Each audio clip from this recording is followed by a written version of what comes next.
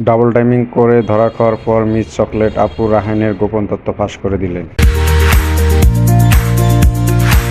ওইখানে ক্লিয়ারলি বলতেছে পুতুল আর ফারিয়া ওর বড় বোনের মতো। এই ব্লু ড্রেস পরা মেয়েটা ছিল ফারিয়া। তাইলে ওই শাড়ি পরে ওকে বেলি ফুল কিনে দাও, ওটাও কি ফেক ছিল?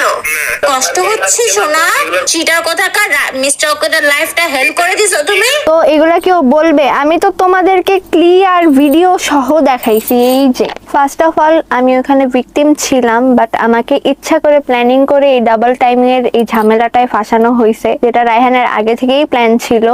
তো কাহিনীটা হয়েছিল কি, আমাদের কলেজ ছুটির পরে মর্ম, যাকে তোমরা সবাই চিনো, আমি আমার লাইভেও শেয়ার করছিলাম, তো হইলো মর্মকে রায়হানেরই কয়েকটা ফ্রেন্ড আমাদের ক্লাসেই তো হইলো মর্মকে ওর কয়েকটা ফ্রেন্ড বলছে যে রায়হান আসছে তো একটুখানি দেখা করতে। এটা হলো